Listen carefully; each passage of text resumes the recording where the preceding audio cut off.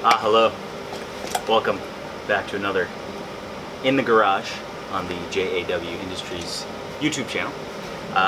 And I'm going to go over a little bit more about my VersaCut, which there are some videos where I unbox it and then do like the first time I ever fired it up. But today I'm going to do some more cutting, some more in-depth. I've learned a lot. Helped restore this 911 recently, and we had to make a lot of little aluminum pieces for it. And so I got a little practice, and so I've got things a little bit more dialed in, and yeah, kind of share with you what I've learned.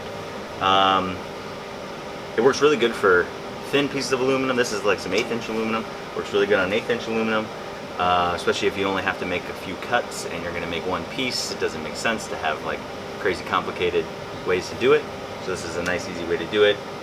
It's also nice because like with a cutting wheel you have to like hold it down and in place, and this doesn't push it around when you're cutting on it, so it's really easy to get in there and make little cuts and adjustments and stuff like that.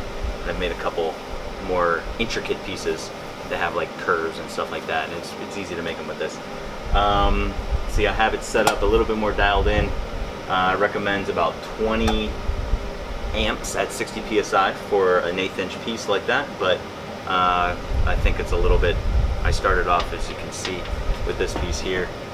I don't know if it's had a little bit more, I think it was a little bit too hot, so I turned it down a little bit.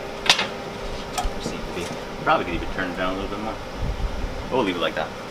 I found that Sharpie fine point, when you make the lines, is the perfect line to follow. You can see it with your helmet on, and when it cuts into it, it takes away the line. So if you want to cut on the line and have a good guide to follow, Sharpie fine point, it makes the line about like, I don't know if you can see it there. It's kind of, might be because the glare might be kind of hard, but that's the line. That's, to me, I found the easiest to follow. Yeah. Other than that, pretty simple, and we'll go ahead and we'll make a cut here. I'm going to cut this little piece off here.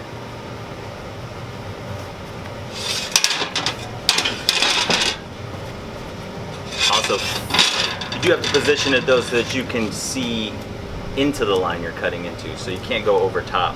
And I found that just like kind of like this position like this works the best, and I can see the line and stuff like that. So hey, you might find a different way, but that's the way I found it.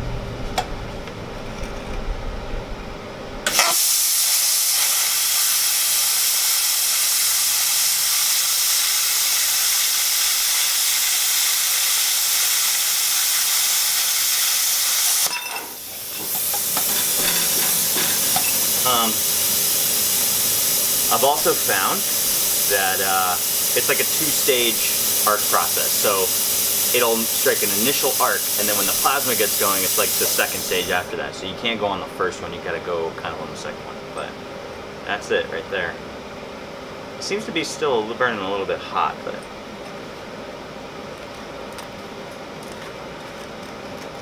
you know, it comes off pretty easy.